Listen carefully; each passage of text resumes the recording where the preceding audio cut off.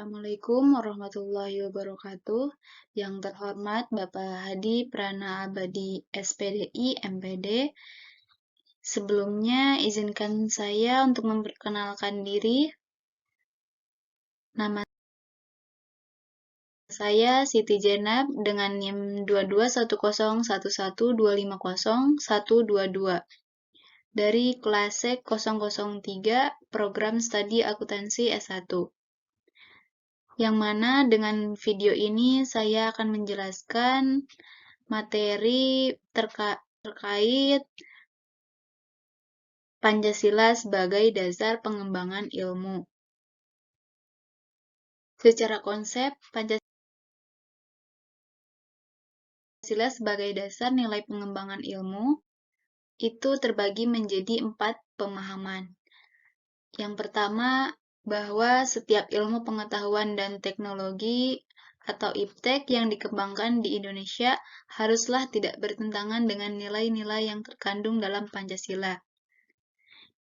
Yang artinya bahwa iptek yang berkembang di Indonesia harus sesuai dan sejalan dengan nilai-nilai yang ada dalam Pancasila. Yang kedua, bahwa setiap iptek yang dikembangkan di Indonesia harus menyertakan nilai-nilai Pancasila sebagai faktor internal pengembangan iptek itu sendiri. Artinya, dalam pengembangan iptek perlunya keterlibatan nilai yang tergantung dalam Pancasila agar ilmu pengetahuan teknologi tersebut mudah untuk dikembangkan di Indonesia.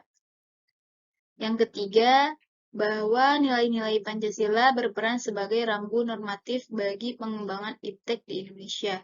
Artinya, mampu mengendalikan iptek agar tidak keluar dari cara berpikir dan cara bertindak bangsa Indonesia. Pancasila akan mengatur jalannya pengembangan iptek yang ada di Indonesia sendiri.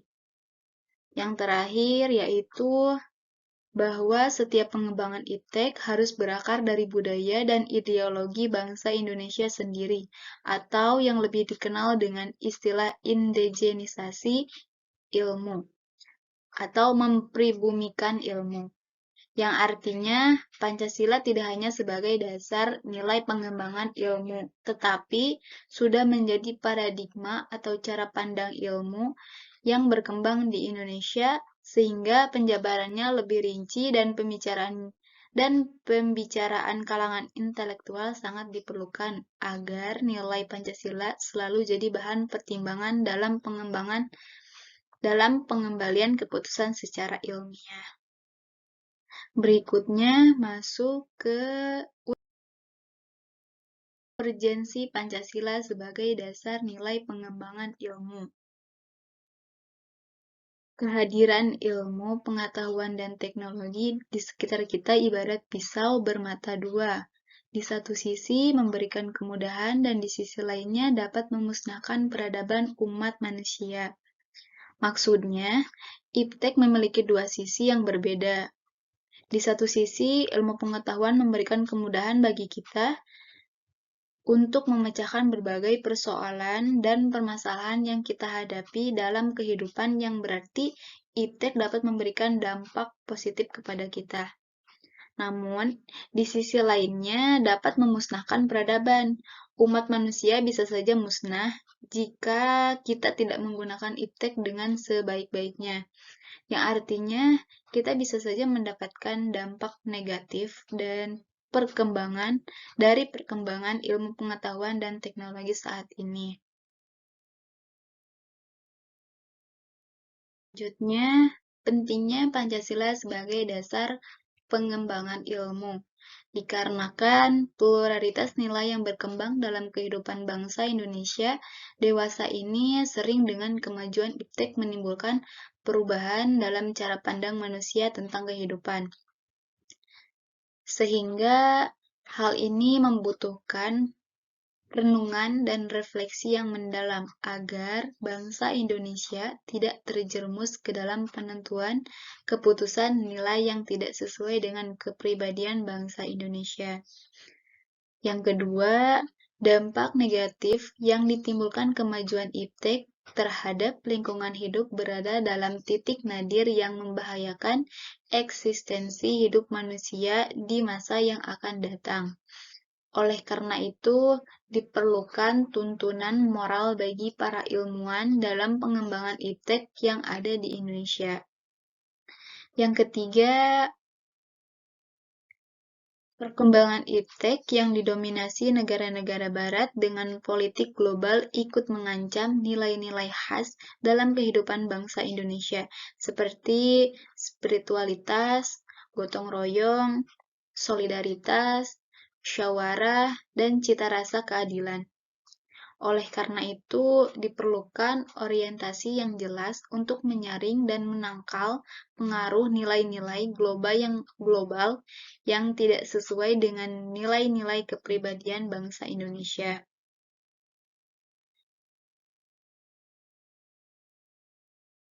Jadi, pentingnya Pancasila sebagai dasar pengembangan ilmu itu ada 3.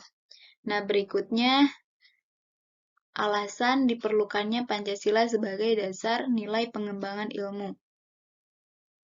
Ancaman yang ditimbulkan oleh pengembangan iptek yang terlepas dari nilai-nilai spiritualitas, kemanusiaan, kebangsaan, musyawarah, dan keadilan merupakan gejala yang merambah ke seluruh sendi kehidupan masyarakat.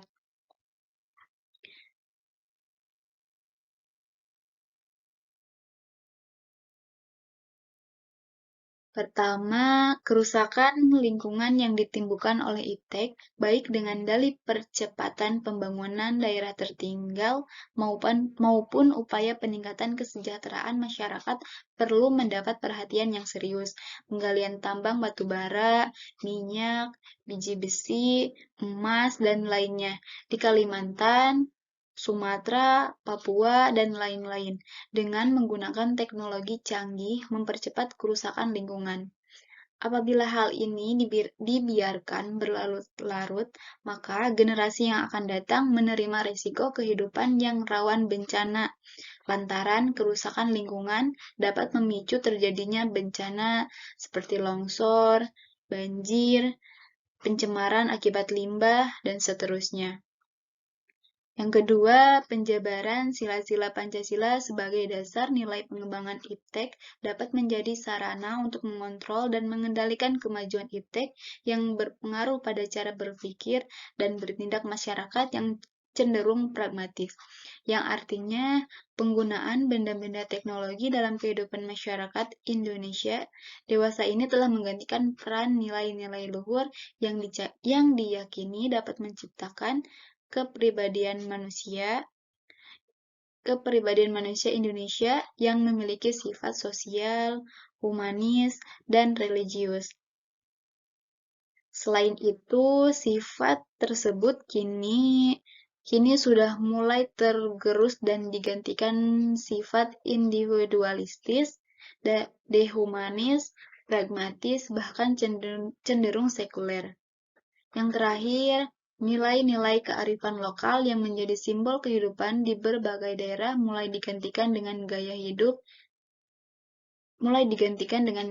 global, seperti budaya gotong royong digantikan dengan individualis yang tidak patuh membayar pajak dan hanya menjadi free rider di negara ini. Sikap bersahaja digantikan dengan gaya hidup bermewah-mewah, konsumerisme, solidaritas sosial digantikan dengan semangat individualistis, musyawarah mufakat dengan voting, dan seterusnya.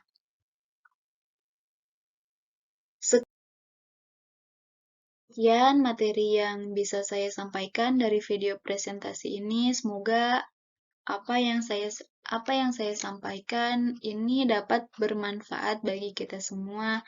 Lebih dari kurangnya, saya mohon maaf. Sekian, terima kasih. Wassalamualaikum warahmatullahi wabarakatuh.